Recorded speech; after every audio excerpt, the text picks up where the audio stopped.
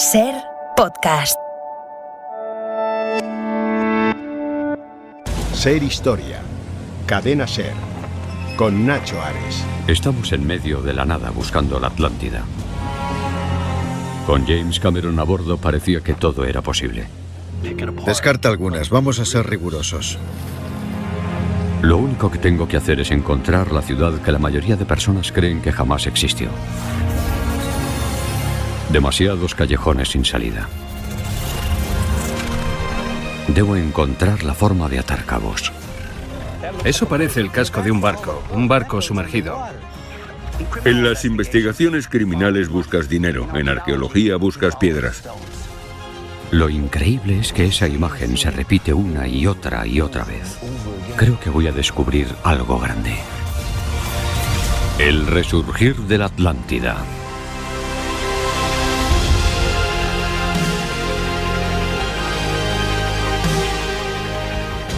Muchos lo recordaréis, es un fragmento de un documental de televisión de National Geographic, El resurgir de la Atlántida. Un documental de James Cameron que, desde mi punto de vista, no solamente por el planteamiento que hace del tema, las voces que aparecen, los investigadores, entre comillas, que aparecen en él, pues deja mucho que desear. Es un tema absolutamente tergiversado, como ya hizo James Cameron en ese documental sobre el éxodo, ¿no? A partir de evidencias totalmente sui generis y falaces, me atrevería a decir, descubiertas supuestamente en Egipto. La Atlántida, en cualquier caso, es un tema apasionante, que ha llamado la atención y ha cautivado a decenas de generaciones de investigadores. Solamente hay dos referencias, el Timeo y el Critias. Estos dos diálogos de Platón, en el siglo IV antes de nuestra era, dan la pista de cómo podemos intuir esa existencia real, imaginaria, ensoñada, de un continente, de una ciudad, no sabemos qué. Él habla de una ciudad, no habla de un continente ni habla de nada parecido, ¿no? Solamente de una isla, pero todo ello se ha exagerado muchísimo. A la Atlántida vamos a dedicar el cronovisor en este nuevo programa de SER Historia, pero como siempre habrá muchos más temas para eso, intentar hacer un poquito más de historia.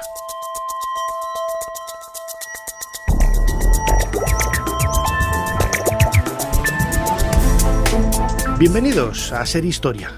La Atlántida, ese continente perdido, esa isla perdida en medio de la nada. Nadie sabe en qué océano o en qué lugar en concreto pudo haber estado esta proyección, esta ensoñación quizá de Platón.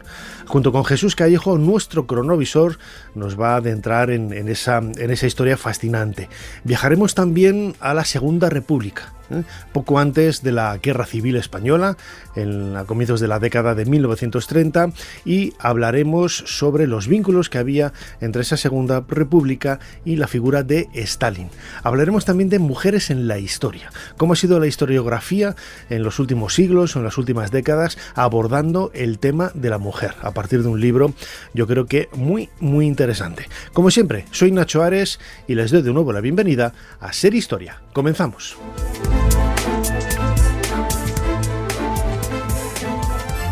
Sigue a SER Historia en las redes sociales.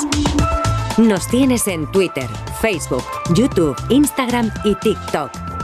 @SER Historia. Y también puedes suscribirte a nuestra newsletter mandándonos un correo a serhistoria@cadenaser.com.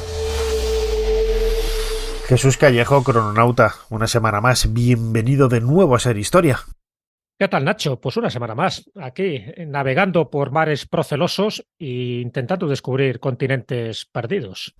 Pues sí, pues es algo que ha marcado un poco la historia de la civilización, ¿no? Desde que Platón escribió ese Timeo y Critias, en donde hablaba de la Atlántida, no son pocos los que han buscado el continente perdido de la Atlántida. Sí, el de la Atlántida y demás. Y demás, sí, se habla mucho de la Atlántida, pero ha habido otros continentes. Claro, cuando hablamos de continentes es como muy pretencioso, ¿no? Bueno, ¿qué entendemos por continente? Pero sí, culturas, civilizaciones perdidas, ciudades, reinos, y al final todo eso se incluiría dentro de esa palabra genérica que serían las Atlántidas, ¿no? Serían esos lugares que en algún momento tuvieron un desarrollo evolutivo y que por distintas razones, sobre todo climatológicas o geológicas, pues han desaparecido y ahora mismo pues estarían debajo del mar, o han sido destruidas, ¿no?, por un tsunami o por un terremoto. Entonces, bueno, pues es verdad que es muy apasionante, ¿no?, para cualquier investigador, cualquier científico, geólogo y cualquier escritor, pues buscar estas ciudades perdidas con todo lo que implica, ¿no? Un poco, pues, saber algo más de nuestro pasado y sobre todo porque la imaginación se aviva, siempre se piensa que hay algún tesoro por ahí escondido. Ese tesoro no tiene por qué ser de joyas o de oro, sino a lo mejor algún manuscrito, algún libro que nos desvele algunas incógnitas del pasado. Es algo que siempre se cuenta de Egipto, ¿no? Si hay alguna cámara secreta donde por fin se revelará toda la antigua historia de Egipto o de Sumer o de China o de cualquier otro lugar del que tenemos constancia, pero que nos falta muchísima información para rellenar las piezas del puzzle. Una historia increíble que queríamos compartir con todos nuestros seguidores aquí en Ser Historia. Como siempre, Jesús Callejo, tenemos preparado, ¿no?, aquí los teclados de nuestro cronovisor. ¿Cuál es la fecha que nos propones en esta semana? La fecha es el 12 de julio del 2005.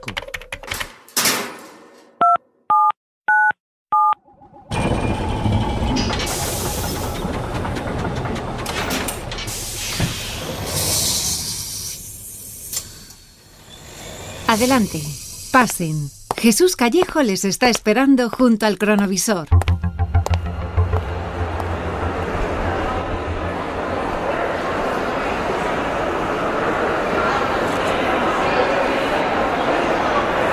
Bueno, Jesús, nos hemos puesto de gala para ir a un congreso, ¿no? La gente está hablando en diferentes idiomas.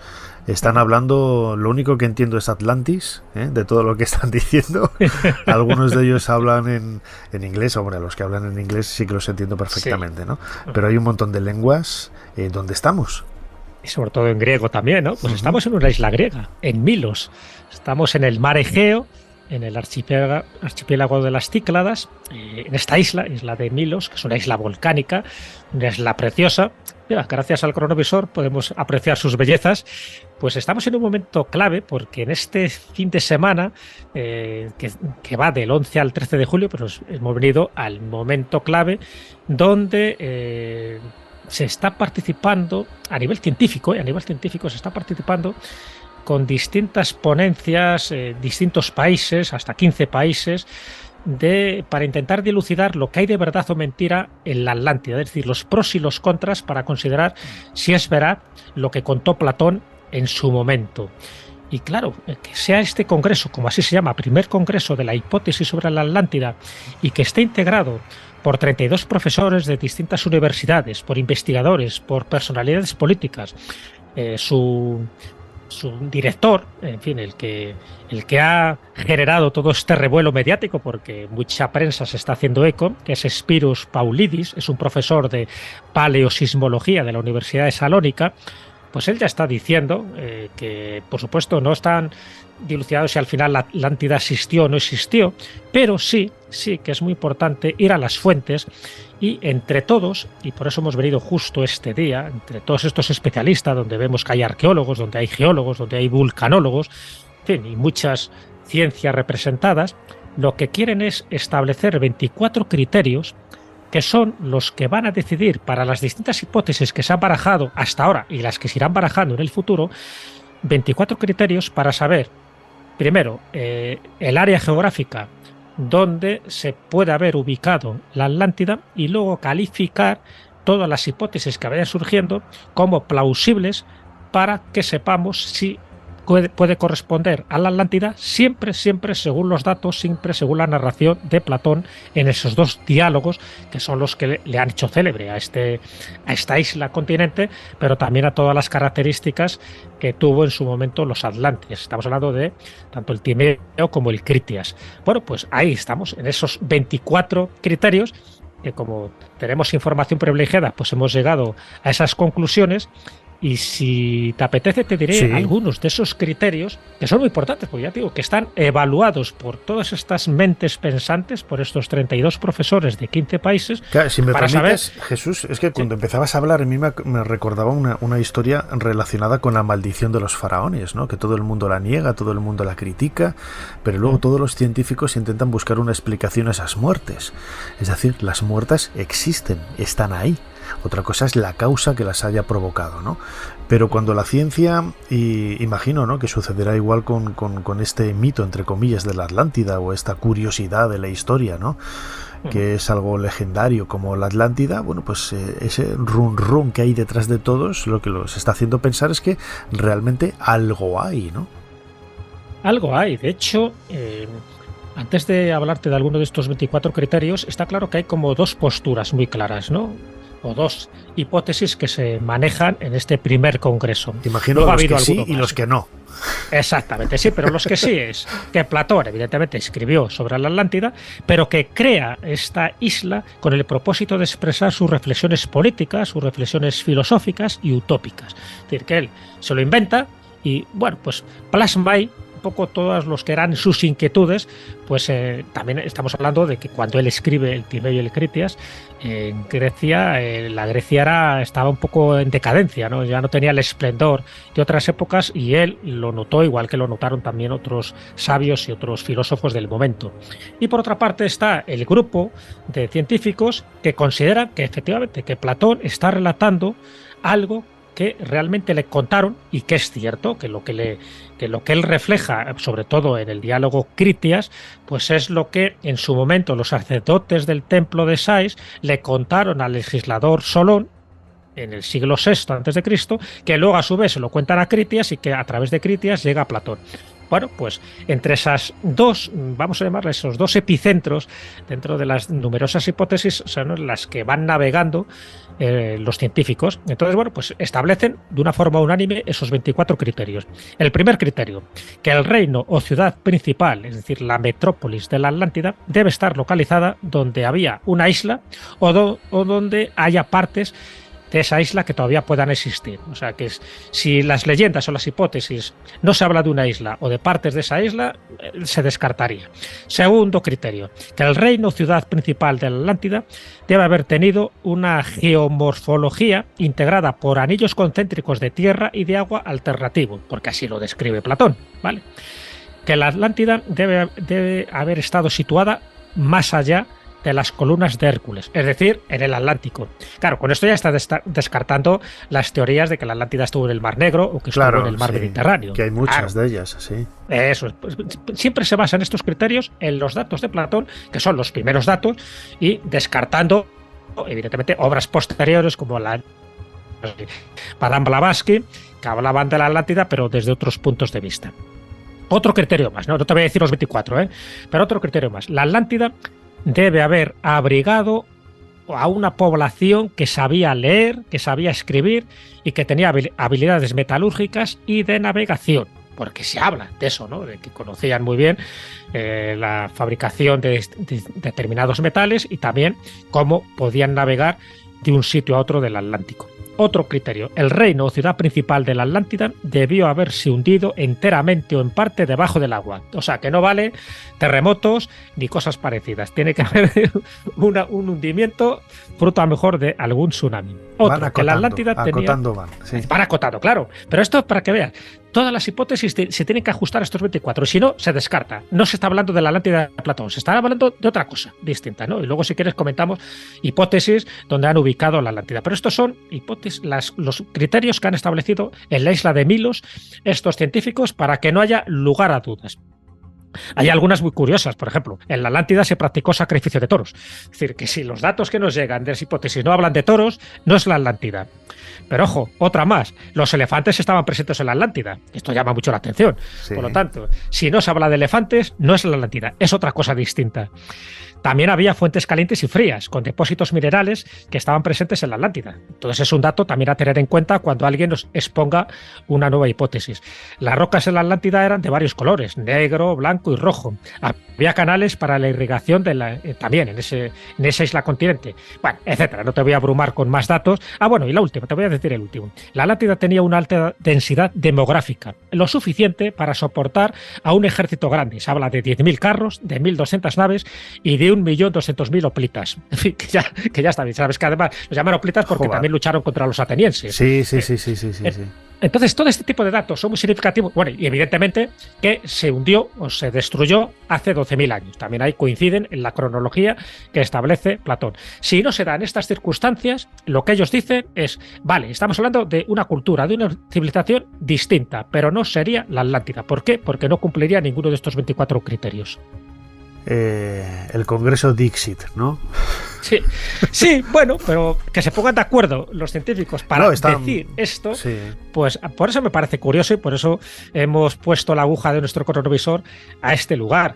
Es cierto que luego ha habido otros en el 2008, ha habido otro en Atenas y en junio del 2011 ha habido otro en Santorini, que también llama mucho la atención porque es uno de los lugares donde se ha situado la Atlántida, pero sería la Atlántida pues más bien cretense o minoica y estaría relacionada con la erupción que hubo de un volcán, el volcán de la isla de Tera o Santorini, alrededor del año 1640 a.C., y esa erupción causó un tsunami que barrió las costas del Egeo y acabó con la civilización minoica. Y eso es lo que algunos especialistas, como Ángelos Galanopoulos o Spiridon Marinatos, consideran que era la Atlántida. Pero como ves, no coincide ni el lugar, ya no estamos hablando del Atlántico, estamos hablando del Mediterráneo, ni coincidiría la época, ya no serían esos 12.000 años de antigüedad, sino que estaríamos hablando del 1640 a.C.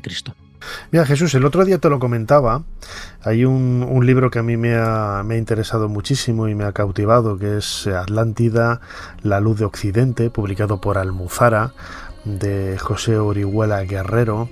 A él le hemos preguntado, dentro de ese concepto del mito, de algo legendario, del mito moderno, de todo lo que hay alrededor, de esa construcción que va más allá de... Uy, que voy tirando aquí todo el atrezo que tengo delante de la mesa. Pues le he preguntado, como digo, cuál es la realidad que puede subyacer, ¿no?, detrás de ello, existió o no, y fíjate, esto es lo que nos ha contestado. Sin duda, el relato de la Atlántida de Platón tiene una potencia heurística enorme, y esa potencia heurística, curiosamente, ha sobrevivido durante 25 siglos a todos los intentos tanto de utilizarla para cada uno de los movimientos sociales que se han dado, ideológicos que se han dado en cada época, como para desprestigiarla. A mí creo que tenemos que poner mucha atención en el hecho de que la Atlántida es un relato que, sin tener un grupo organizado, encargado de transmitirlo de generación en generación, como suele ocurrir por las religiones, por ejemplo, o en otros ámbitos, sin embargo, ha llegado hasta nosotros. Evidentemente, con las deformaciones que cada movimiento ha intentado introducirle para apropiarse la potencia de la evocación de aquella civilización desaparecida.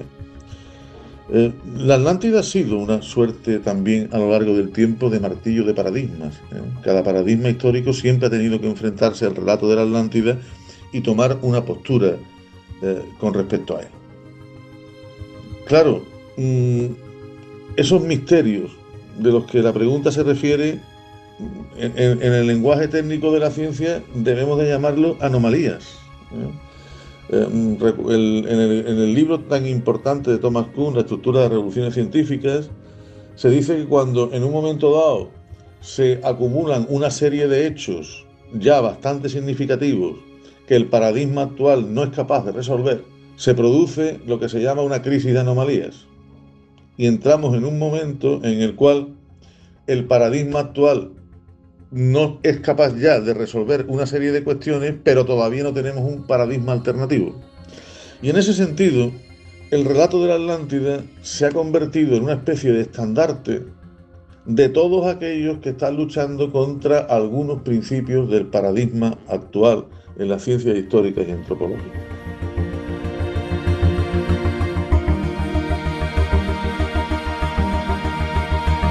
A mí me parece una historia alucinante, ¿no? Escuchando ahora en palabras de José Orihuela, autor de este libro publicado por Almuzara, Atlántida, la luz de Occidente, todavía yo creo que queda mucho por decir. No tanto si realmente existió o no existió, yo creo que la Atlántida no existió, es una construcción que está en la cabeza de Platón, pero sí que es cierto que tiene muchos elementos, ¿verdad, Jesús?, que nos hablan de una realidad que pudo cautivar. Fíjate, Henar, una profesora de la Universidad de Valladolid, de Historia Antigua, claro, ya me comentaba en su momento, ¿no?, esa reflexión hacia ella pero ¿qué es una cultura avanzada, una cultura sofisticada para un griego como Platón del siglo V antes de nuestra era, ¿no? Que se ha hablado, se ha exagerado muchísimo, ¿no?, de todos esos avances tecnológicos que decían los atlantes. No, todo eso está puesto en boca de los investigadores de hoy. Platón no habla en absoluto de nada de ello, ¿no?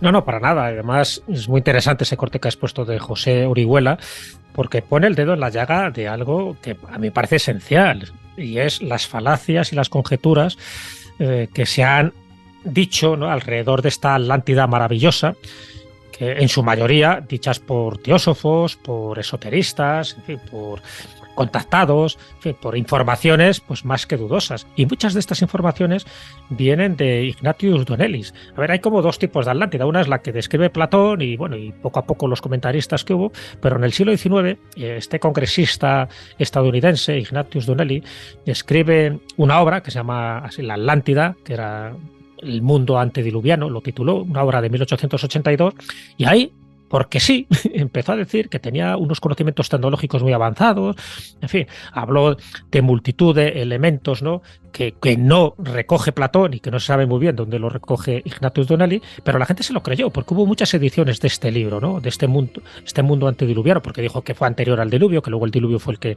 lo destrozó todo.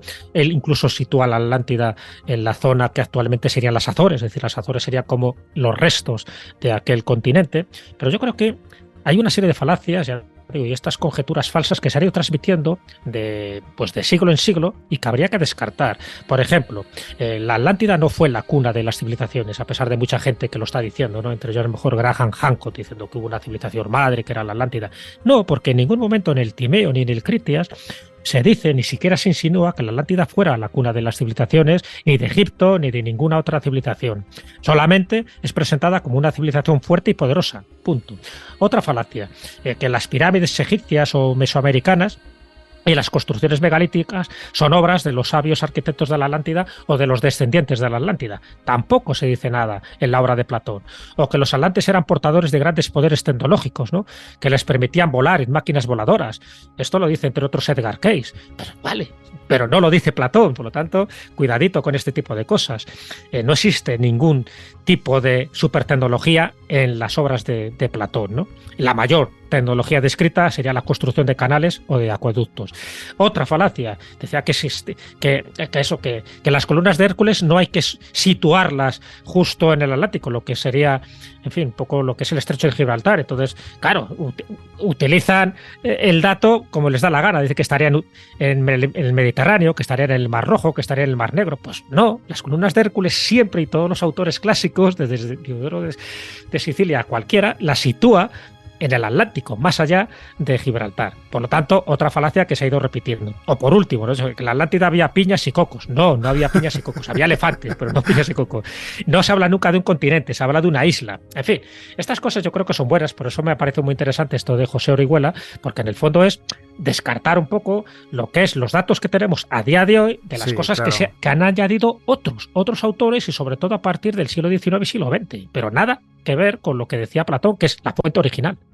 Sí, claro, es muy peligroso, ¿no? Se da por hecho una serie de cosas, una serie de descripciones casi, me atrevería a decir que grotescas, ¿no? Yo que soy muy fan de Phineas y Ferb, ¿no? Estos personajes con Perry el ornitorrinco de la serie de Disney tienen un capítulo dedicado a la Atlántida, ¿no? El continente, la ciudad más sumergida que conoces, ¿no? O sea, sí, tiene cosas que son realmente grotescas. Claro, todo el mundo habla de esa ciudad inundada, la ciudad más inundada que conoces, la ciudad más sumergida que conoces. O sea, bueno, pues podemos hablar, ¿no?, de muchas referencias en ese sentido, pero que nada tiene que ver con lo que decía Platón. Es una construcción totalmente contemporánea, moderna.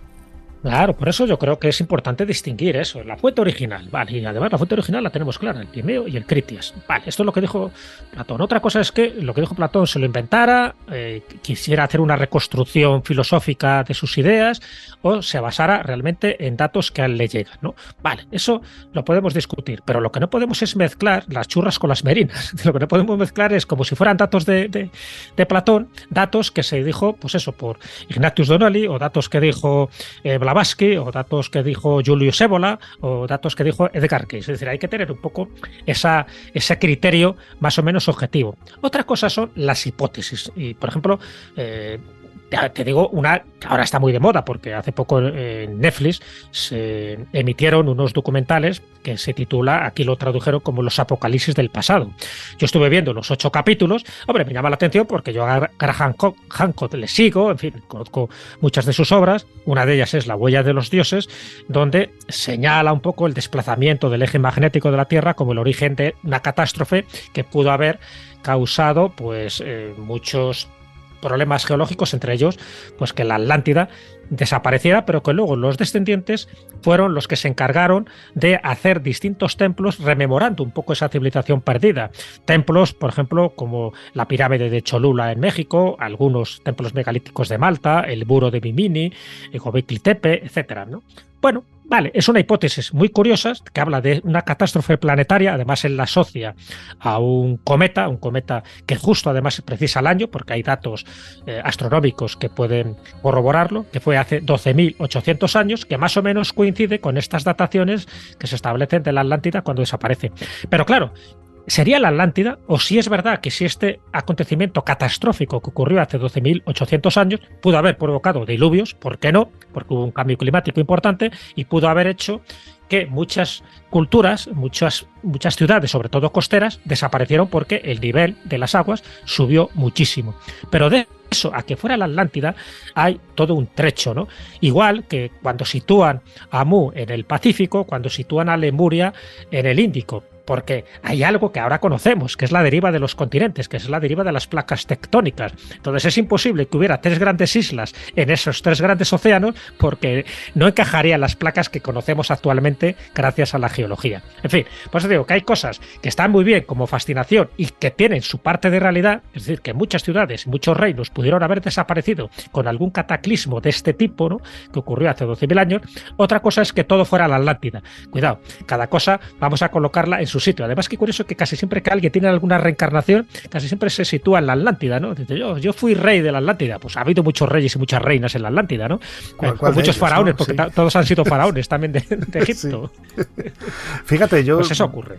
Tuve la oportunidad de conocer a Graham Hancock, este investigador escocés, hace muchos años. Me lo presentó Robert Bauval en la meseta de Giza, un día de equinoccio. Y luego le hablaba con Robert y con otros amigos, y a mí me pareció una persona muy arrogante, y me ha confirmado todo ello esa serie que tiene ahora en Netflix, en donde va de víctima. Eso de ir de víctima, de que todos me critican, todos tal, todo cual, y luego en realidad ves lo que está comentando y son los mismos argumentos de hace 40 años que ya eran viejos en aquella época y no presentan ningún dato nuevo, ¿no? Esta idea, ¿no?, de lo que comentabas, ¿no?, de mezclar churras con merinas, tergiversar la fuente original, no sé, me parece muy, muy peligroso. Si te parece, vamos a escuchar un nuevo corte de José Orihuela Guerrero, que le hemos grabado, autor de este libro Atlántida, La luz de Occidente, publicado por Almuzara, en donde también pues vierte más luz, ¿no?, sobre esa idea del mito moderno. Desde mi punto de vista, por un lado, es claro que la Atlántida es un mito que se ha ido conformando en la modernidad a partir del relato de Platón.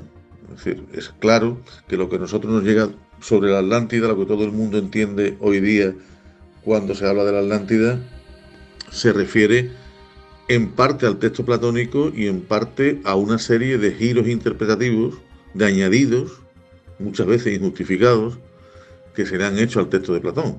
Es decir, está claro, por ejemplo, hay a mi juicio 2 grandes giros interpretativos, ¿no? 2 cosas que no dice Platón en absoluto y que sin embargo se han añadido a la historia de la Atlántida tal como nosotros la conocemos.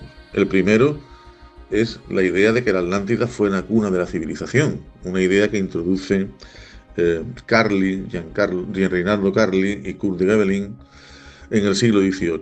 No hay nada en el texto platónico que refiera a que la Atlántida sea la cuna de la civilización y que todas las otras civilizaciones surgieron a partir de ella.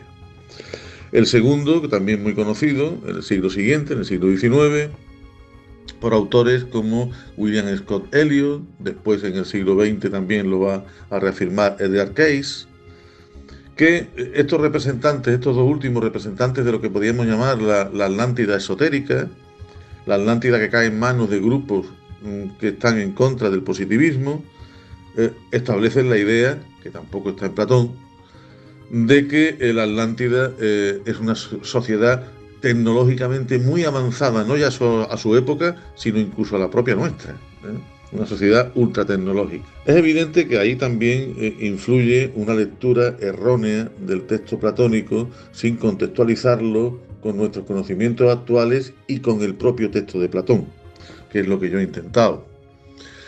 Esto ha generado, por un lado, que el relato haya sido monopolizado por movimientos de tipo irracional, y a la vez lo que ha ocurrido es que el mundo académico, basándose en ese tipo de interpretaciones, entendiendo la Atlántida como una leyenda forjada a través de los siglos, a mi juicio, no ha comprendido realmente el mensaje que Platón nos traslada en Timeo y en Critias. Es decir, la base de investigación reside en el hecho de volver a una lectura crítica de Timeo y de Critias desde la fuente primaria en el original griego, olvidándonos de algunas traducciones que realmente han hecho mucho daño a lo que Platón dice o intenta transmitirnos,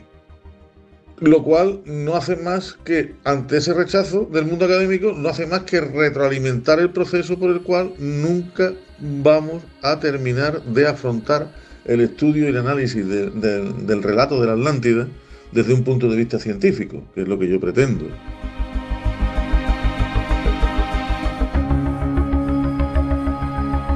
Jesús Callejo, crononauta, estarás también, ¿no?, con estas palabras de José Orihuela, autor del libro Atlántida, la luz de Occidente, donde precisamente lo comentaba antes también, ¿no? Esa creación del mito que trastoca absolutamente todos los elementos que habíamos dado por buenos, ¿no?, en la actualidad. Bueno, pues es una construcción que yo creo que el propio Platón se sorprendería, ¿no?, si realmente él tuviera acceso a estas cosas que se están diciendo de lo que él dijo en el Timeo y en el Critias, que nada tiene que ver con su obra, ¿no? No, evidentemente. Se han cogido ahí sus datos y poco a poco, pues eso, se ha hecho un mix, se ha hecho una ensalada. Fíjate que él escribe el Timeo en el 360 a.C. y está basándose en datos ya de Solón, que era del siglo VI, que a su vez pues procedían de archivos anteriores, esos supuestos archivos que desaparecieron con el incendio de la Biblioteca de Alejandría. Claro, lo curioso de todo de la Atlántida es que a nosotros como españoles, como habitantes de España, también nos toca un poco de cerca, porque sabes que muchas de las últimas hipótesis apuntan aquí, apuntan a nuestro país, ¿no? Entonces, bueno, me llama mucho la atención porque yo creo que es ese deseo, ¿no?, de rescatar esas culturas antiguas y ponerles esa etiqueta que para mí yo creo que hace un flaco favor a esas culturas desaparecidas cuando pones la etiqueta de la Atlántida. No, me estoy refiriendo, por ejemplo, a la hipótesis que propuso en su momento el alemán Rainer Kuhne, que él dice que estaría en el coto de Doñana, en el parque natural de Doñana, cerca del estrecho de Gibraltar y concretamente en la llamada marisma de Hinojos. Bueno, pues no es el único que lo dice, ya ha habido. Antes es curioso que tenga que venir un alemán, ¿no?, para que nos diga, sí, para decirlo, sí, dónde estaba cuando ya José Pellicer de Osao y Tobar en 1673 ya lo comentó, ¿no? Que posiblemente hay, pero no hablaba de la Atlántida como tal, ella hablaba que posiblemente había algún tipo de cultura muy importante de la que tenemos pocos vestigios. Evidentemente se estaba refiriendo ¿a qué? A Tartessos, está claro, ¿no? Ya sabes que Adolf Sulten también empezó a investigar y a excavar en la zona y él está convencido que ahí estaría Tartesos. Pero claro, ¿por qué asociar Tartesos, que estaríamos hablando del siglo VIII a.C., por qué asociarla con la Atlántida, que estaríamos hablando de hace 12.000 años? Es que no coincide. Solo a nivel cronológico ya se da de tortas esta teoría, ¿no? Pero bueno, es que incluso hace poco, ya que hablamos de documentales, aparte del de Graham Hancock, hace poco, en el 2011, hubo un documental de la National Geographic donde se exponían las tesis de Richard Freund, que es uno de los investigadores de la Universidad de Hartford en Estados Unidos, y él hablaba de que posiblemente a través, ¿no?, de una serie de prospecciones de georradar y de fotografías satelitales, que esa Atlántida estaría en el norte de Cádiz y que fue barrida por un tsunami, porque se han encontrado como una especie de núcleo poblacional y justo luego esos anillos concéntricos, tanto de tierra como de agua, que es los que describe Platón. Pero claro, pero las longitudes o las dimensiones no son exactamente las mismas. Bueno, pues es cierto que últimamente muchas de las hipótesis nos apuntan a España y en concreto a esa zona, ¿no? A esa zona relacionada con Huelva, con Cádiz, con las marismas del Guadalquivir, con el Coto de Doñana. Bueno, ¿qué hay de cierto? Yo te digo mi hipótesis. Evidentemente, claro que estamos hablando de que algo ahí desapareció a través de un tsunami, a través de varios terremotos, que pudo haber sido Tartesos o cualquier otra cultura. Pero ya te digo, a día de hoy y con mis datos, que eso no es la Atlántida. Eso es otra cosa. Entonces, bueno, ahí está el problema de intentar mezclar una serie de datos con otros. La Atlántida es la Atlántida, la de Platón, y a lo mejor algún día la localizamos y haremos otro cronovisor, pero a día de hoy no podemos meter otras Atlántidas, incluidas, que también está muy de moda ahora, ¿no? La tesis de Gene Allen, diciendo que la Atlántida estaría ni más ni menos que en Bolivia. Tiene un libro que se llama La Atlántida, el reino perdido de los Andes, y él considera que está en el altiplano boliviano, una planicie rectangular al lado del lago Popó, y en la pampa Aullagas, en lo que actualmente es el salar de Uyumi. Bueno, pues él dice muchísimas razones en esta obra, en varias obras, porque ha escrito varias obras, por cierto, también escocés, igual que Graham Hancock, Gene Allen, pues diciendo que la Atlántida estaba en Bolivia, ya ves tú, en un altiplano. Entonces, se ha cargado toda la hipótesis de que estaba en el Atlántico y de que está debajo del agua. No, está en lo más alto. No sé, son cosas que a mí me llaman la atención y que desde un punto de vista objetivo pues hay que analizarlo con seriedad y a veces también con un cierto sentido del humor.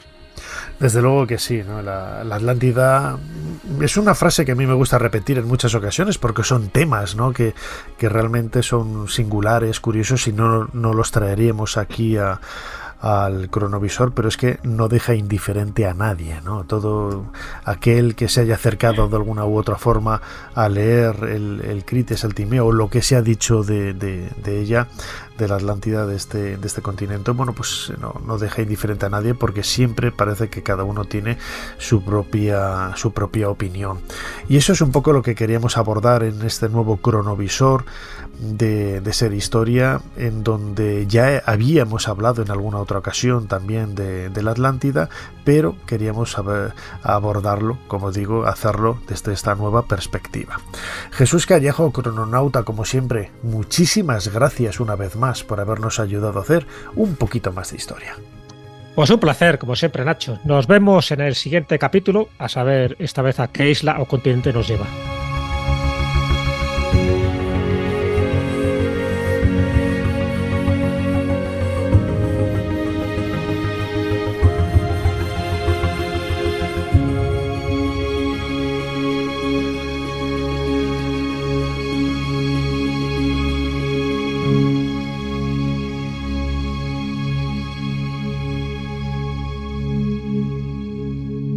La sangre hierve cuando un soldado entra en batalla. ¿Qué sabrá Alejandro de batallas, Aristóteles? La guerra no siempre se gana con la espada, Filipo. A veces conviene usar la cabeza. Ser Historia con Nacho Ares.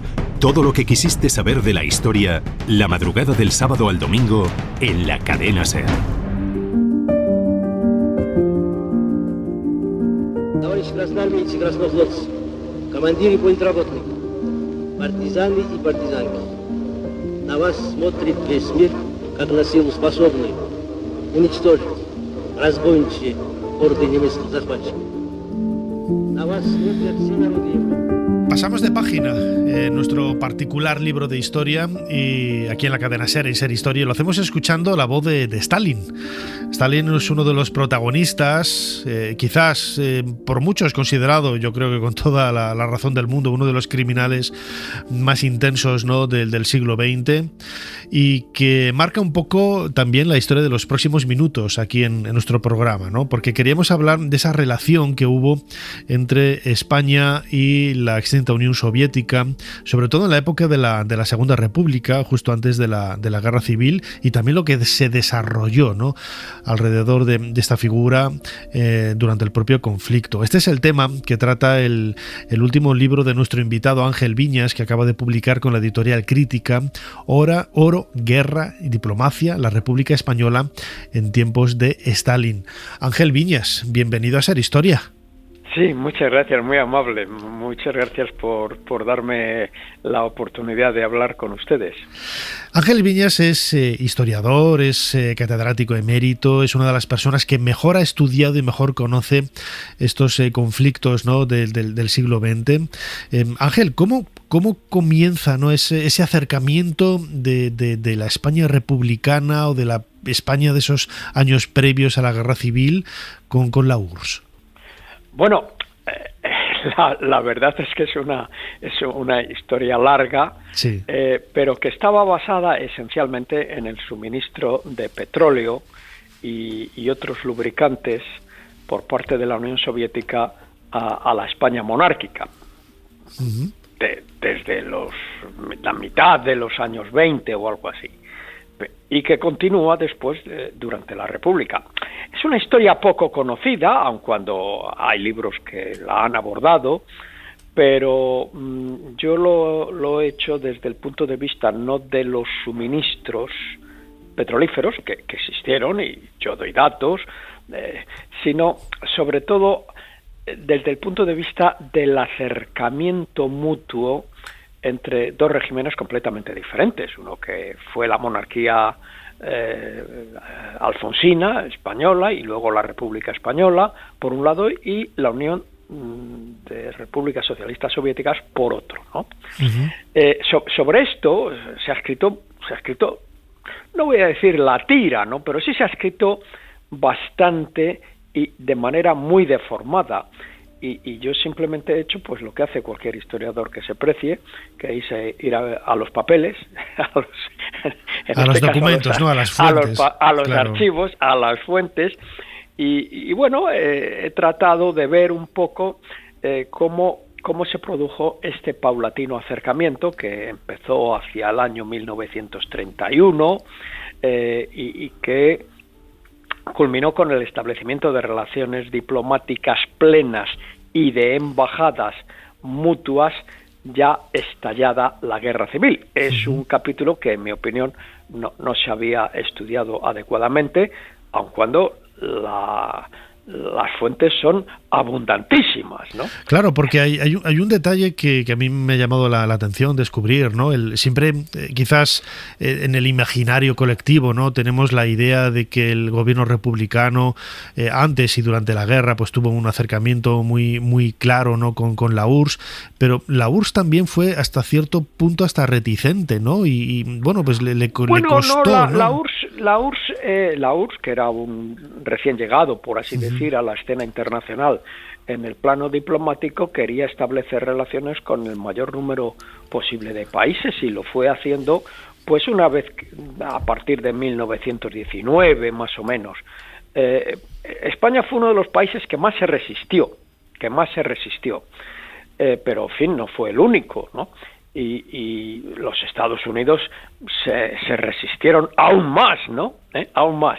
Pero al final, pues la República Soviética pues estableció relaciones bastante generalizadas con todos los países occidentales, salvo algunos.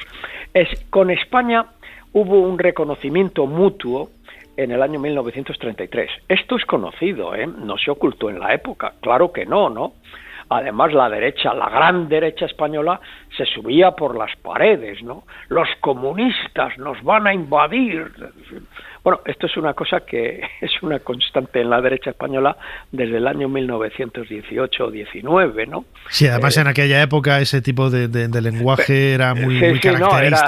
Absolutamente, absolutamente. Bueno, pues bien, en realidad... En los dos bandos, realmente. O sea, en realidad esto respondió pues a una serie de motivos políticos, por supuesto, también económicos, que nunca se han documentado claramente. Y bueno, yo le he dedicado el primer capítulo del libro, que es uno de los más largos, por cierto, para demostrar que lo que pasa en la guerra civil pues es una consecuencia lógica de dos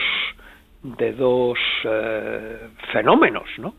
En primer lugar, es la continuación de una dinámica ya iniciada, continuación de una dinámica ya iniciada, y en segundo lugar, la respuesta soviética al golpe de Estado del 18 de julio de 1936, ¿no? Uh-huh. Cosa que ha despertado decenas y decenas y decenas de títulos, a cada cual más apocalíptico. Bueno, yo dése cuenta que yo he escrito este libro como continuación y ampliación en alguna medida de una tetralogía en la que yo, el último libro con Fernando Hernández Sánchez, un colega y amigo mío, pues describí el devenir de la República en la escena internacional durante la Guerra Civil, ¿no? Y ahí pues ya señalé que la Unión Soviética fue uno de los pilares de la resistencia republicana y que sin la ayuda soviética pues la República se hubiera ido al quinto pino ya en el año 1936, ¿no? Claro, porque hay un detalle que a mí me ha llamado la atención, que usted lo explica muy bien en el libro, y como todos los argumentos que propone están ahí bien justificados con documentación y fuentes primarias. Stalin ayuda al gobierno republicano cuando ve que Italia y Alemania se ponen del bando nacional, pero también al principio de la guerra, corríjame si me equivoco, la República también había contactado con Alemania para pedirle armamento. Bueno, pero eso es una cosa que se sabe desde el año La Pera, ¿no? Uh-huh. Eso que usted dice, que es verdad, por cierto, sí, se sabe desde el año La Pera, concretamente desde el año 1949, que ya es. ¿Y por qué desde el año 1949? Porque en el año 1949 se publicaron en una edición inglesa una selección de documentos nazis relacionados con la Guerra Civil Española, lo que se llamaba los archivos de la Wilhelmstrasse, ¿no? Se publicaron en el año 49 en inglés y en el año 1951 en alemán, y en el año 1953 o 54 una selección más o menos en francés. Y claro, uno de los primeros documentos que hay, pero que nadie aquí se había ocupado de ello, era que la República lógicamente solicitó también ayuda militar, no ayuda militar, la compra de armas al Tercer Reich. ¿Por qué? Pues porque la Alemania guillermina y el Tercer Reich después eran uno de los suministradores tradicionales de ciertos materiales de guerra del ejército español, y la República Española pues que tenía buenas relaciones con el Tercer Reich. Todo lo que se ha dicho, todo eso son camelos. Lo contrario son camelos. Había buenas relaciones. Pocos meses antes del estallar la Guerra Civil se había firmado un espléndido acuerdo de comercio y de pagos entre el Tercer Reich y la República Española que hubiera dado mucho juego. Pues la República Española pues acudió a Alemania. Claro, hay que verlo todo un poco en el contexto de la época. O sea, en el contexto de la época, claro. Pero hoy, no solo acudió a Alemania y a la Unión Soviética, también acudió a Suecia, a Suiza, a Francia en primer lugar, por supuesto, es decir, a Estados Unidos, a Inglaterra, ¿no? Claro. la República Española se ve sorprendida por un golpe de Estado y acude a sus partenaires con los que tenía relaciones diplomáticas, culturales, comerciales correctas, y se encuentra con que, ¡paf!, se le cierran las puertas. Claro, lo llamativo de toda esta historia es que hoy quizás, ¿no?, con esa idea que tenemos del presentismo, de intentar calificar o crear una construcción histórica del pasado a partir de las ideas del presente, etcétera, hablamos de las redes sociales, la desinformación que hay, tal cual, pero en aquella época, hace prácticamente 100 años, la desinformación que había también era muy grande, ¿no? Y eso, bueno, claro, eso... En el caso de las relaciones con la Unión Soviética, se remontan a los años 20. No tiene usted sino leer las crónicas de ABC, por ejemplo, sobre la Revolución Rusa, el temor al desbordamiento de la Revolución Rusa sobre la lejana España, el Partido Comunista o equivalente. Entonces todavía no había el Partido Comunista de España, había otros. El temor. Bueno, pero eso es constante. Dentro de nada, un amigo mío va a publicar un libro, el profesor Francisco Sánchez Pérez. Aprovecho la ocasión para recordarle este nombre, porque será un libro muy, muy, muy interesante, sobre las elecciones que dieron el triunfo a la República Española en 1931, y ya en él podrán los lectores leer lo que decía la prensa de derechas sobre los terribles males que acechaban a España, el comunismo, los bolcheviques, la revolución. Había 4 gatos, el Partido Comunista era 4 gatos, pero ya la derecha española es una constante que continúa hoy. Ya desapareció la Unión Soviética, pero es igual, ¿no? En el recuerdo colectivo de la derecha española está el rojo con la tea incendiaria, asesinando, las checas. Claro, luego hay también otro... Todo eso hay que situarlo en contexto. En el contexto del momento. Que hace el historiador. Claro que que es sí. Lo que hace el historiador. Claro que sí. Hay otros elementos también muy característicos, ¿no? Y además es la primera palabra que leemos en el título, ¿no? Oro, guerra y diplomacia, ¿no? La República Española en tiempos de Stalin, publicado por Crítica. Usted, Ángel Viñas, desglosa también toda esa historia del oro de Moscú, ¿no? De cómo va el oro hasta allí y todo el mito también que hay alrededor y la realidad que también la hay. El oro de Moscú, yo empecé a desmontarlo en el año 1976. Y digo 1976 porque fue cuando el Instituto de Estudios Fiscales intentó publicar mi libro El oro español en la Guerra Civil, que había sido una investigación que me había encargado el profesor Enrique Fuentes Quintana, y en la que yo pues entré en los archivos que me parecieron más convenientes, más adecuados, entre ellos los del Banco de España. Fui el primer historiador que vio los papeles de Negrín, los famosos papeles del oro de Moscú de Negrín, que se habían entregado al régimen de Franco en el año 1956, y en fin, y le he dedicado pues algunos libros, ¿no? Monográficamente solo 2, El oro español en la Guerra Civil, y luego, como lo secuestraron rápidamente, tuve el honor de ser uno de los historiadores secuestrados en la transición. Luego publiqué un libro que se tituló El oro de Moscú, 1979, que me negué siempre a republicar cuando se agotó la edición, porque yo sabía que había más cosas que no conocía y que antes de dar un trabajo al público debería conocer. Bueno, luego El oro de Moscú fue el escudo de la República en la trilogía que yo le dediqué a la República en Guerra. En fin, yo llevo con El oro de Moscú desde hace algunos años, ¿no?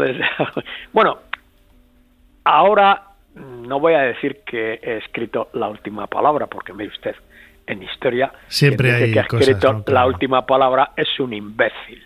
Y yo por lo menos me precio de no ser demasiado imbécil, ¿no? Demasiado imbécil. O sea, no hay la última palabra en historia. Pero en fin, uno se va acercando, porque, hombre, una operación como la del oro tampoco es una operación infinita, ¿no?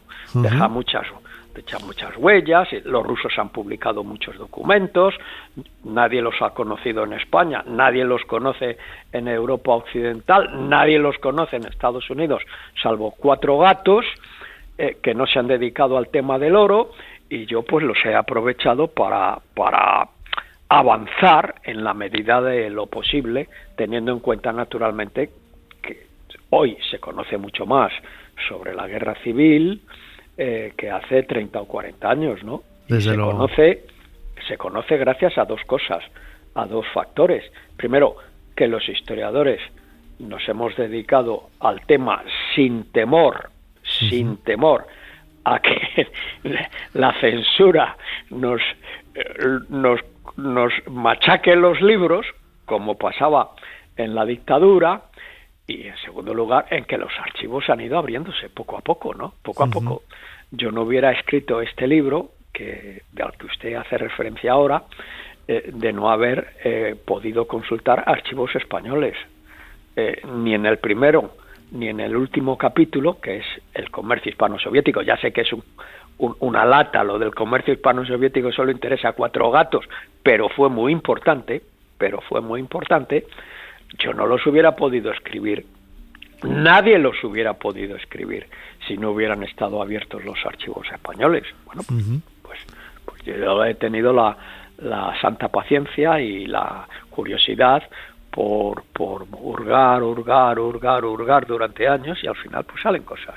Claro, hay un aspecto que a mí me ha gustado mucho de su libro, que es, lo quería utilizar aquí como colofón, ¿no? De alguna forma lo ha adelantado hace unos instantes, pero esa idea de que no hay historia definitiva, ni tampoco hay historiadores definitivos, ¿no? Bueno, que siempre de alguna forma u otra... así el libro y termino así el libro, ¿eh? Todos estamos un poco condicionados por nuestra propia existencia, por nuestra propia forma de pensar, y bueno, pues que a mí me gusta, ¿no?, valorar un poco esa idea de todo ello. Y claro. Por otra cosa, lo que usted dice es absolutamente correcto, claro, pero también por papeles, también por los papeles, claro. Porque se pueden interpretar, el pasado se puede interpretar de muy diversas formas, en fin, pero hay un límite que viene dado por los papeles disponibles.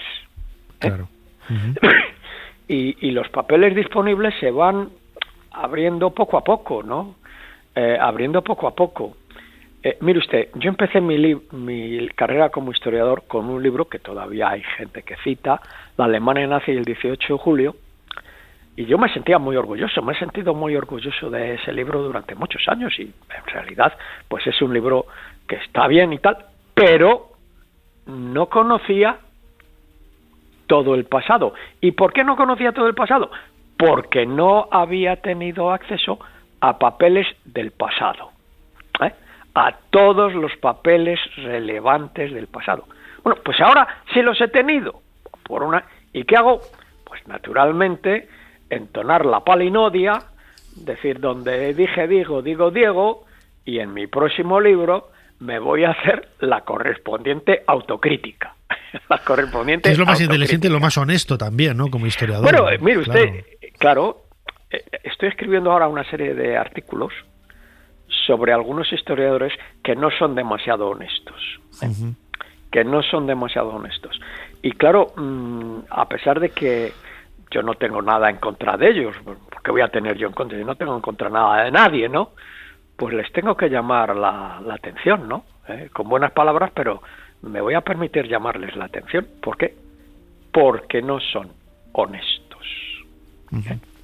Y bueno, yo, mire usted, creo que al historiador hay que exigirle una cualidad, 2 cualidades. En primer lugar, la curiosidad. Un historiador que no es curioso es mal historiador. Claro. Y en segundo lugar, la honestidad. No hay que falsificar papeles.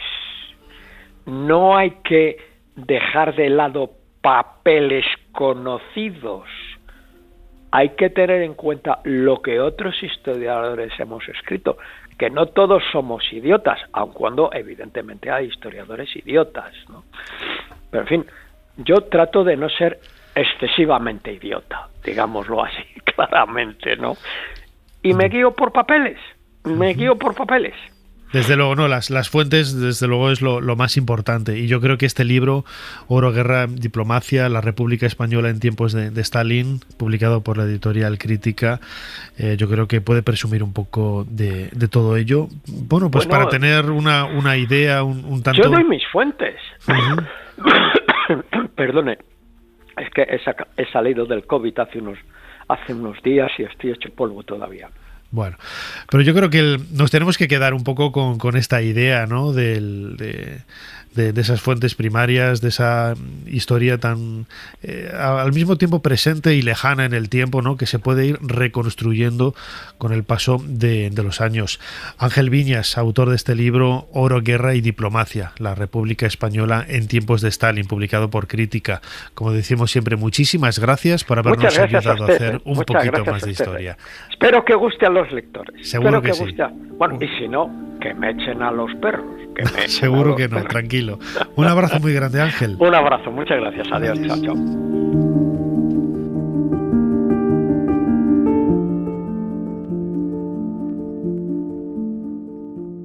Amelia, ¿has visto ese? El del avión verde. Creo que me acabo de enamorar. Me parece muy bien. Así mientras os besáis yo le podré robar el avión. ¿Montarte en una de esas cosas? Tú estás chiflada. ¿No te gustaría volar como un pájaro? Flotar sobre la nada, moverse en 3 dimensiones, tiene que ser muy emocionante. Ser Historia con Nacho Ares. Todo lo que quisiste saber de la historia, la madrugada del sábado al domingo en la cadena SER.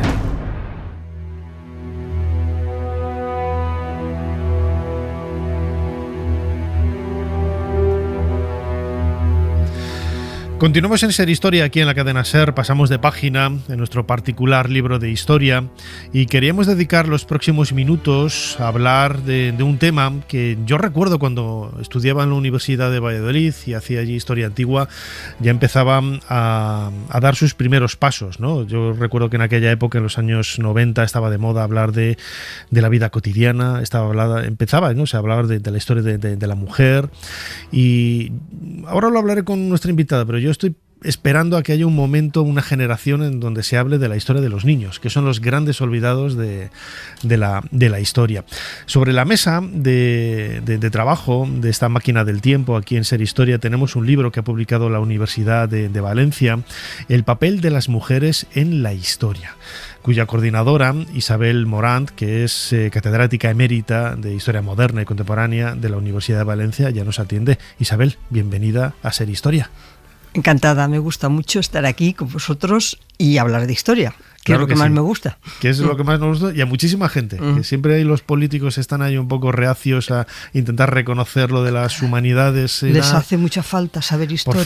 Por favor. Les hace muchísima falta. A los políticos los primeros, desde luego. A veces cuando los oigo en los debates digo, si supieran, pero bueno. Pero bueno.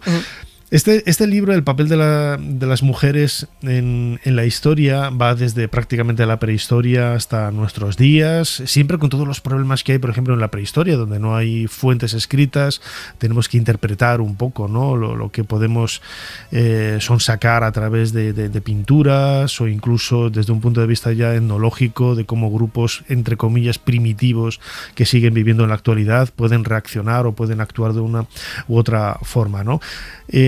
Pero bueno, la historia de la mujer yo creo que marca un poco también el devenir de la historia del ser humano. La historia, por definición, son los actos protagonizados por el ser humano a lo largo del tiempo, ¿no?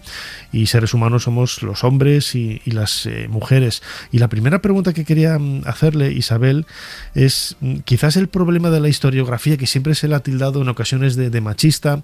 Es cierto que desde ese presentismo de ahora, ¿no? Podemos decir ha sido machista, pero también ha estado condicionada por los momentos de cada época. Es decir, las mujeres y los hombres del siglo XVI, XVII, XVIII pensaban de una forma y para ellos no lo entendían como machismo o no machismo, era la historiografía en ese contexto. Hay que meterse siempre en el contexto histórico-social del momento, ¿no? Hablamos, cuando hemos dicho que las mujeres estaban fuera de campo, a mí me gustó mucho la imagen de cuando alguien está filmando algo. Está fuera de cámara, ¿no? Visualiza, sí, fuera de cámara. por fuera de la cámara hay cosas, están pasando cosas, y el que lo está viendo sabe, pero no tiene la información.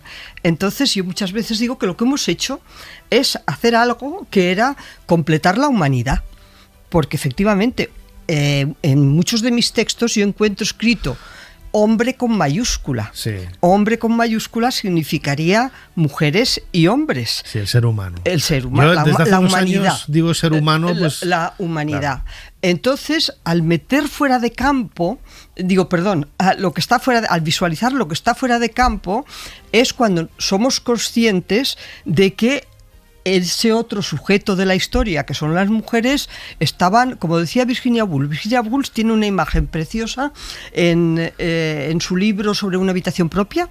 Cuando lo está trabajando sobre ese libro, ella está en el Museo Británico, en la biblioteca, y entonces dice que saca de los anaqueles los libros de la historia de Inglaterra, y empieza a mirar y dice: las mujeres aquí se me parecen como fantasmas, pululando en las páginas de los libros, que no dice nada de ellas, no sé nada, no sé cómo eran sus matrimonios, cuándo se casaban, cuántos hijos tenían, no sabemos nada, no sabemos si fueron creativas o no lo fueron.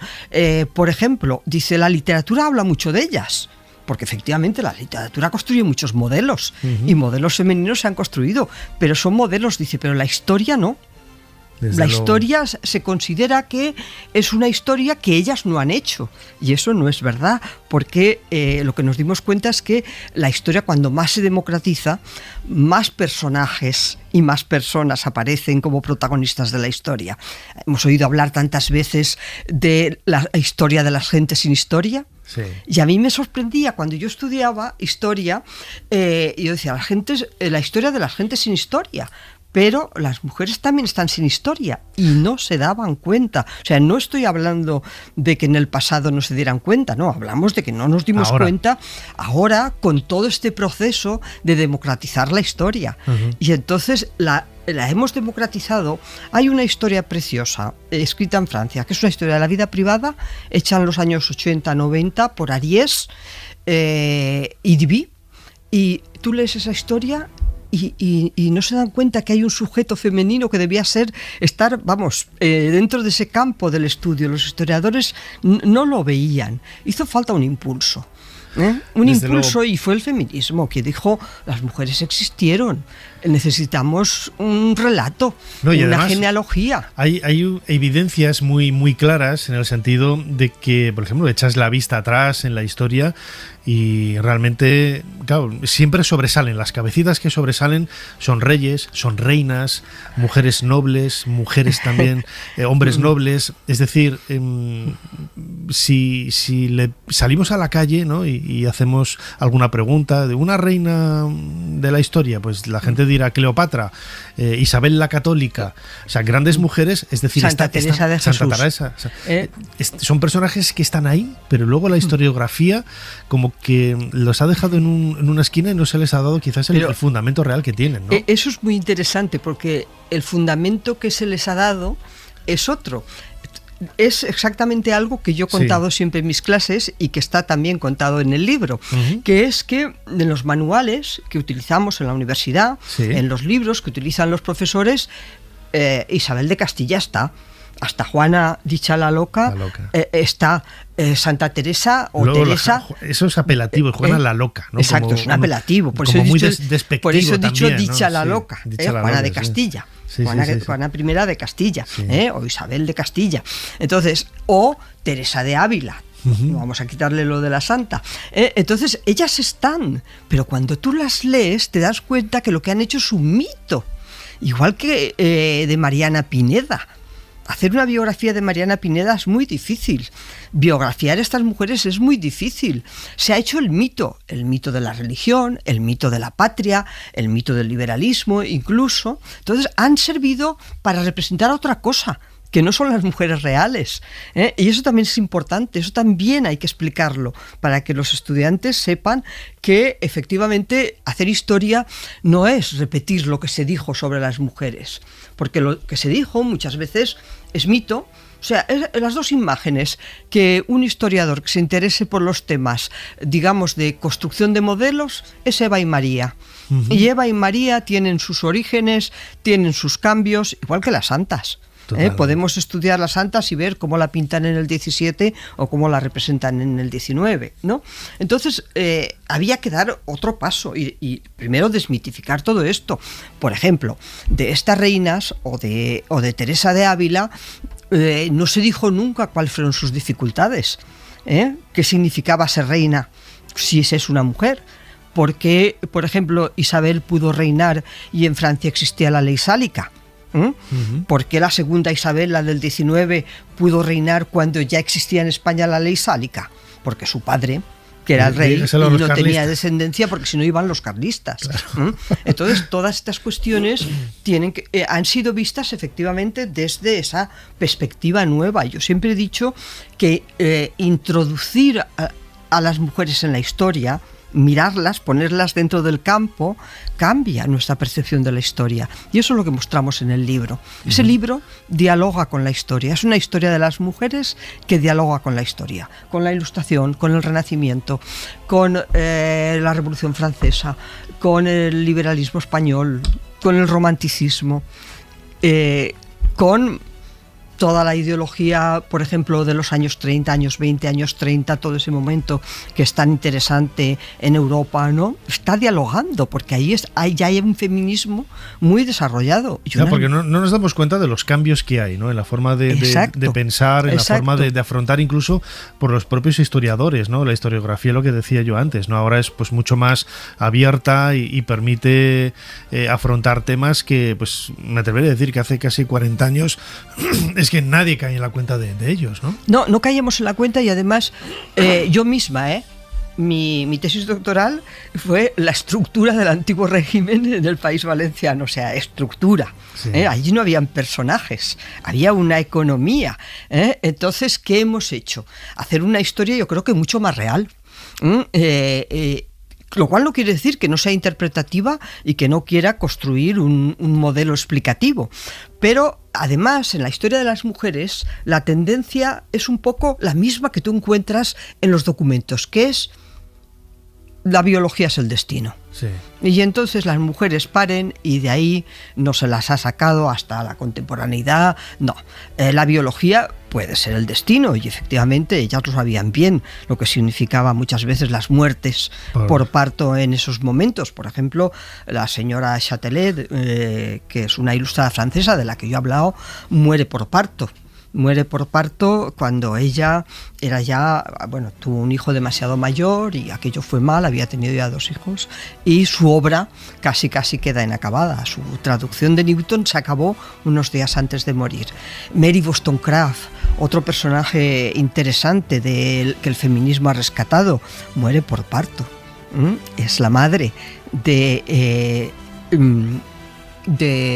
Shelley, de Mary Shelley, y muere por parto de esa niña, y eso influye en la obra de Mary Shelley muchísimo.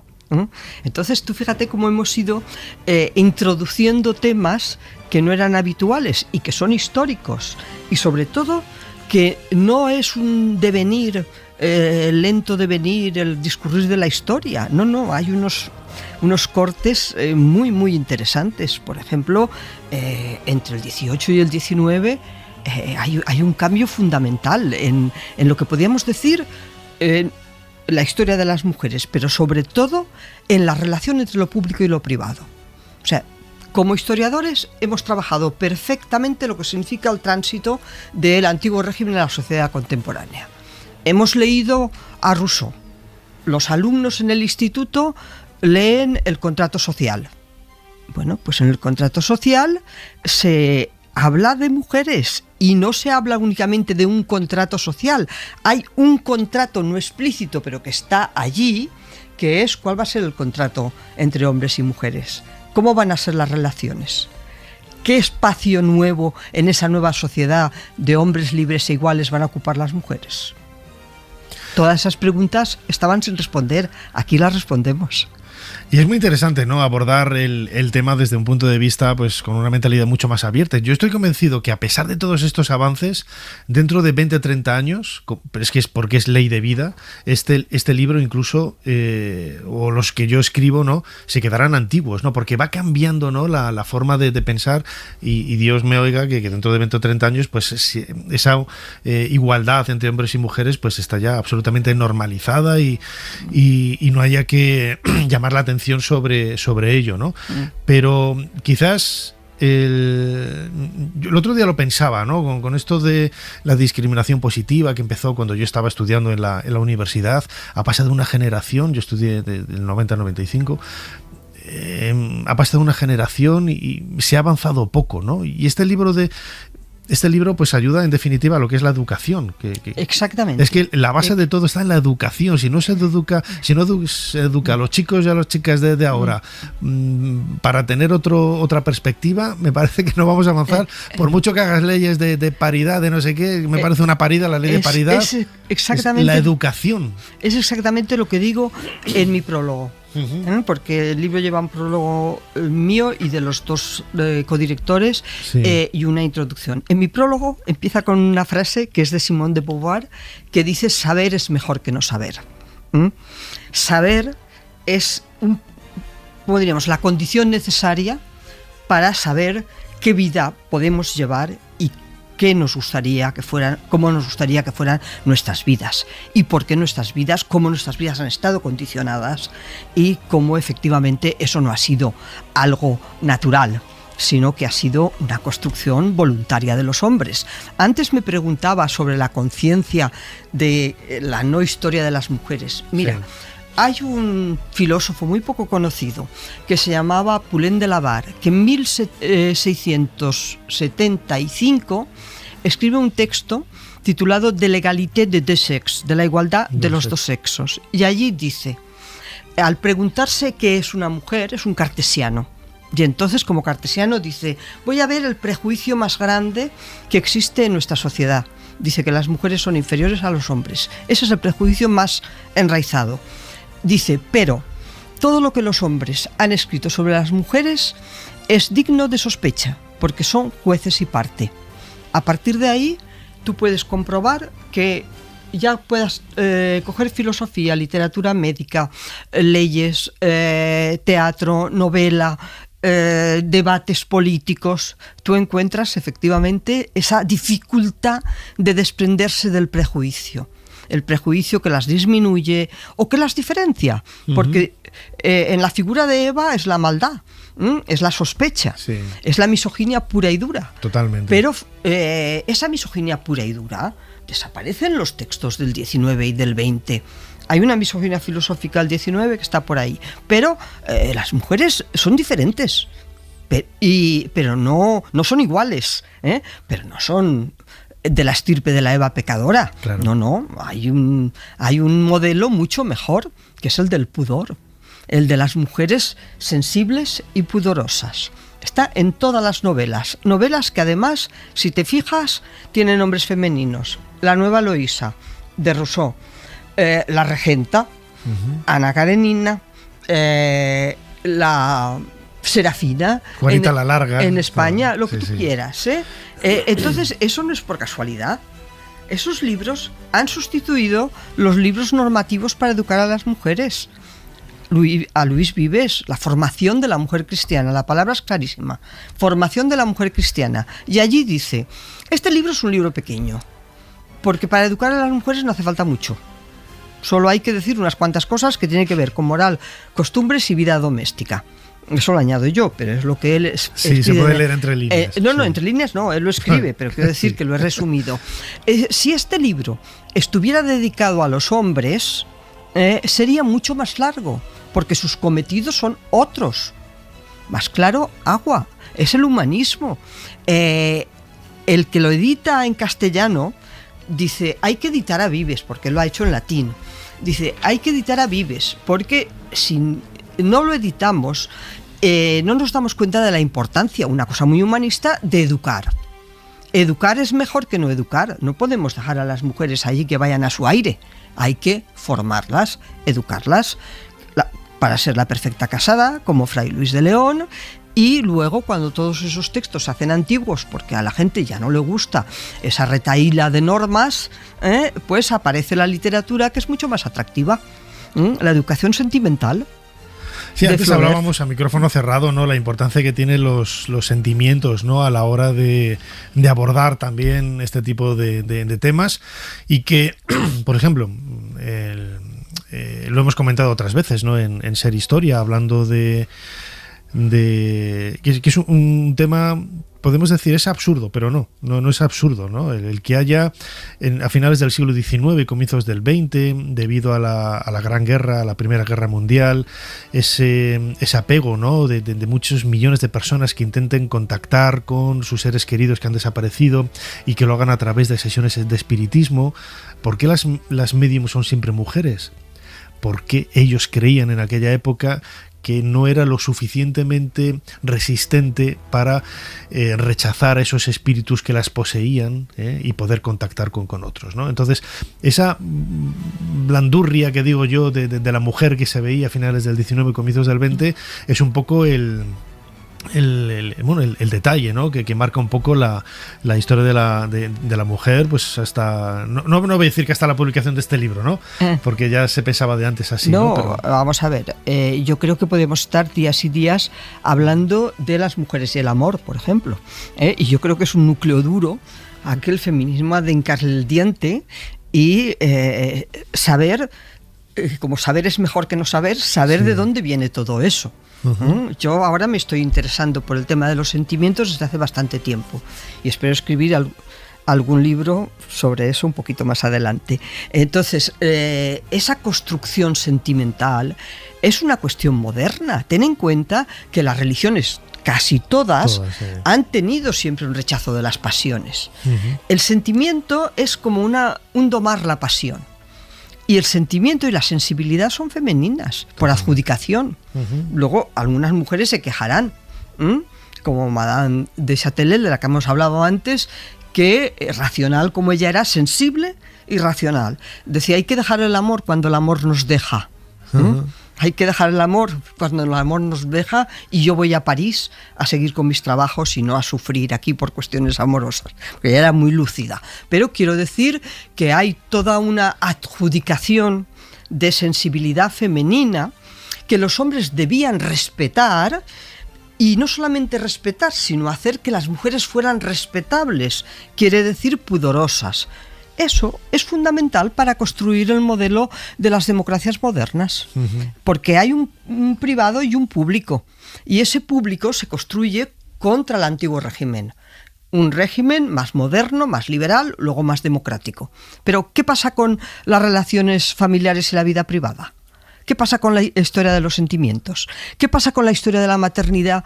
Tú hablabas antes de los niños. Sí. Pues mira, en el libro, en la parte que yo he hecho sobre la familia, como hay muchísimas imágenes, porque queremos que el libro sea atractivo y que sirva también para que el profesorado pueda, como diríamos, mostrar no solamente con textos, sino con imágenes, ¿qué pasa? Pues hay unas imágenes donde aparecen mujeres 18escas, ilustradas, como si se fueran a un salón, pero están dando de mamar al niño. Todas arregladas. Emperifolladas, pero... ¿Por qué? Sí. Porque lo lógico es que esas mujeres no dieran de mamar. Tenían las amas de cría que daban de mamar. Pero lo que está diciendo toda la literatura médica es que hay que dar de mamar a los niños. Y aunque eso no les guste, porque no les gustaba, porque había olores, ellas tenían una vida agitada, la construcción del amor maternal es una cosa que aquí se puede ver perfectamente, cómo se construye el amor maternal y cómo los padres quedan ajenos a eso. Yo he trabajado sobre el Renacimiento, y el Renacimiento, la figura del padre está más presente que en la Ilustración. Expliquémonos por qué. ¿Y cómo es diferente el padre renacentista del padre ilustrado?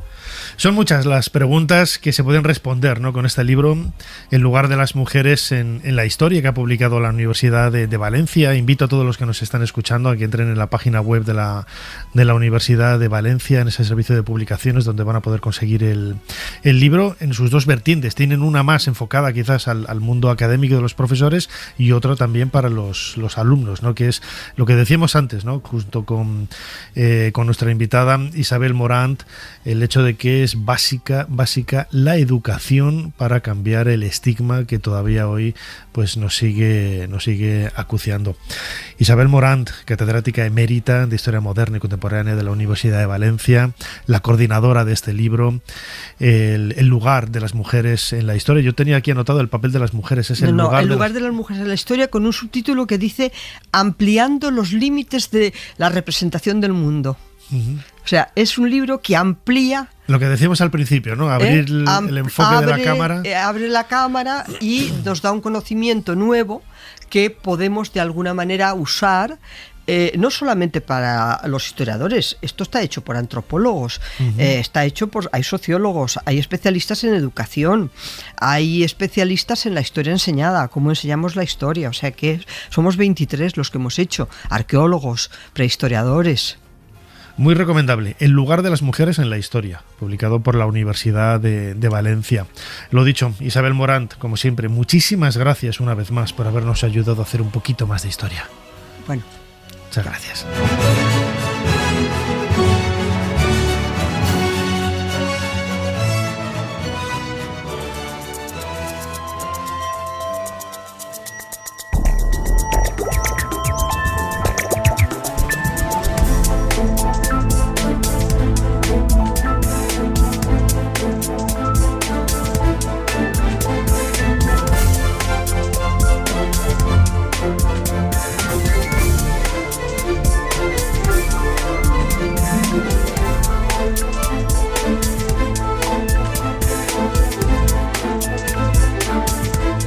Hasta aquí este nuevo programa, este nuevo podcast de Ser Historia.